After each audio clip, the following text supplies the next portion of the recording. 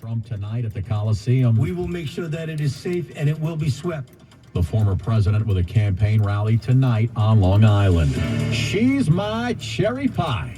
One of the biggest music videos ever on MTV. Now the group who sang the song says the video was very misogynistic.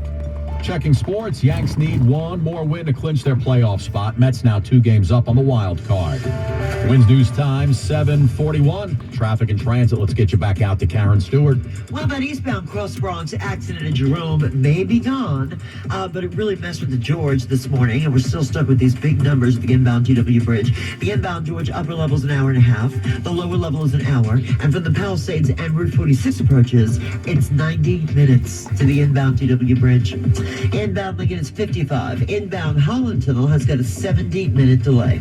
In New Jersey, we are dealing with 1-lane block now, both ways on 109 at Wood Avenue in Linden because of an accident. Your alternates here are St. George Avenue, which is 27, or you can always take the New Jersey Turnpike instead. Now, if you're traveling Long Island, here's what we see on Long Island's Big 3.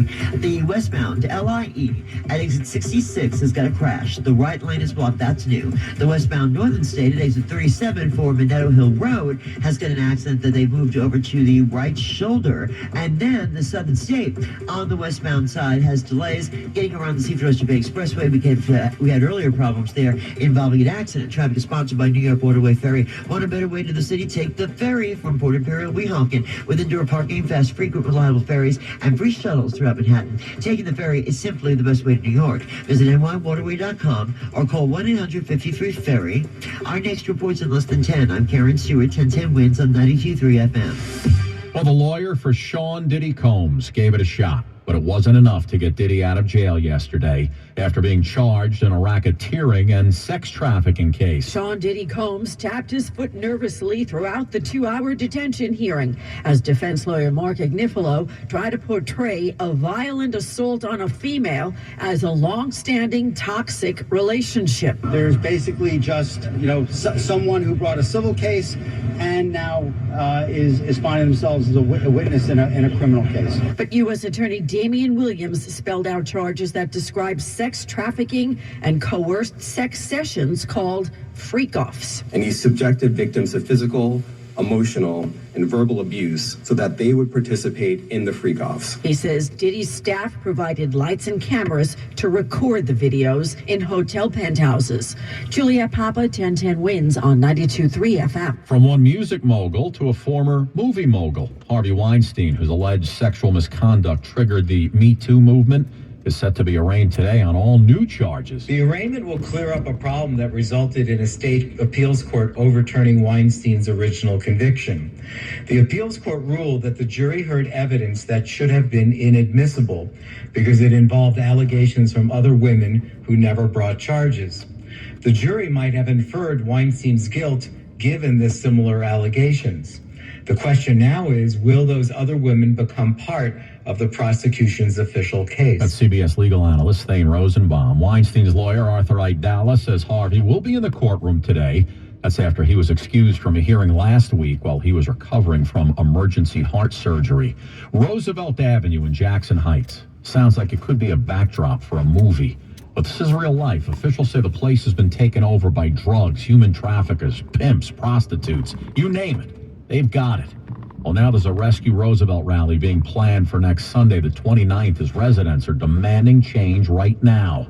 Glenn Shucks in Jackson Heights. I spent several hours here at the Roosevelt Avenue corridor Tuesday morning, and I saw it myself. Broad daylight prostitution. Standing here at 8 in the morning, and we've noticed some pretty blatant things going on right in front of us here. So I'm right here on 90th and Roosevelt with you right now, and we can see the streetwalkers, the brothels. Former Councilman Hiram Montserrat's part of a coalition to rescue Roosevelt. And I spoke with Justin, who works for Catholic Charities, shaking his head as he was watching what was going on. Prostitution, I'm pretty sure I've seen a couple of people around here that would be good to go, but I'm a little surprised it's broad daylight that they're out here instead of the nighttime. And Montserrat tells me shoplifting gangs have been stealing from Rite Aid and other supermarkets and then sell the stolen goods hours later here in the Triangle.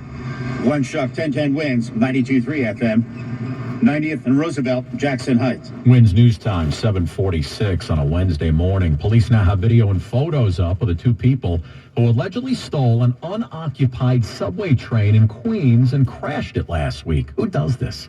Police say it all went down just after midnight last Thursday at the Briarwood subway station. NYPD says these two entered the train, started to operate the train, and then they crashed the train. Two suspects, one guy, one girl. He's got a slim build, wearing a blue tank top, red shorts, and carrying a backpack. She has a medium build, wearing a pink shower cap, pink shirt, pink shorts, along with a pink handbag. Sounds like Hello Kitty wanted to operate a train. Anybody with info can call Crime Stoppers, 800-577-TIPS. Someone attacked a female MTA bus driver in the Bronx yesterday. Police are trying to track down the suspect. They say this guy allegedly walked onto a parked bus in the Wakefield section of the Bronx right around 11:20 a.m., grabbed the driver, and repeatedly smacked her head against the bus partition. This coward then took off. She is in the hospital in stable condition. Nassau County expected to be sealed up pretty nice and tight tonight with security to the hilt, as Donald Trump's going to be in town for a campaign rally tonight at the Coliseum. In the wake of Sunday's assassination attempt, Nassau County Police Commissioner Patrick Ryder says they've got it covered like a security blanket. It's the Nassau County Police Department.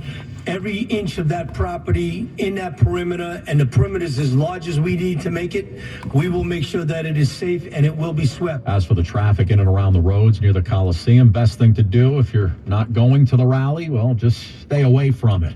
Nassau County Majority Leader Delia Durigi-Witten agrees with my statement. I could really see this being a commuter nightmare, as well as other people that have to get to that area. They have no option. The officials say the Coliseum's parking lot was cleared and swept last night. That lot opens in about 12 minutes, 8 a.m. this morning.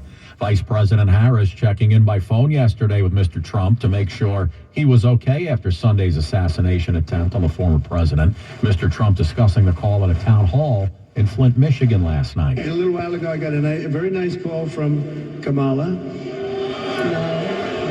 It was very nice. It was very nice. It was very, very nice, and we appreciate that. The FBI continues to investigate a motive for the suspect in Sunday's apparent assassination attempt, as well as a motive in July's attempt in Pennsylvania. Republicans blame Democrats' rhetoric for inspiring violence, the Dems condemning Trump and J.D. Vance for helping to spread racist and debunk conspiracy theories targeting immigrants in Springfield, Ohio. They've seen many bomb threats there since they're eating dogs and cats and geese comments. In the battleground state of Michigan, Trump and Harris are neck and neck in the latest CBS News poll. Both campaigns are targeting union workers here in a state synonymous with the auto industry. The United Auto Workers Union endorsed Harris, but support from the Teamsters, which represents over 1 million members, is up for grabs.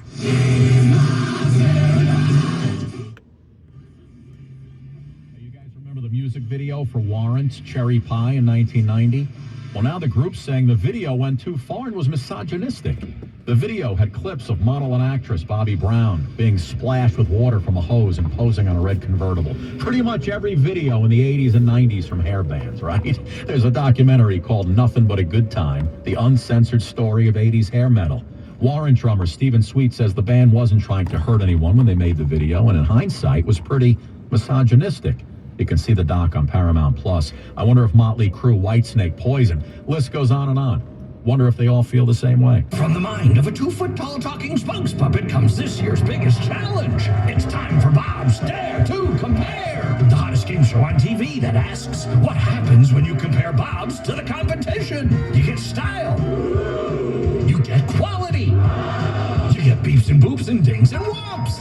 And thousands of dollars in savings. Everyone's a winner when you dare to compare with Bob's Discount Furniture. Shop in store or at mybobs.com to play now. Presenting a Gain Flings love story. Dear love of my life, we were on the 12B bus this morning when I caught a whiff. A scent so fresh, so life-changing.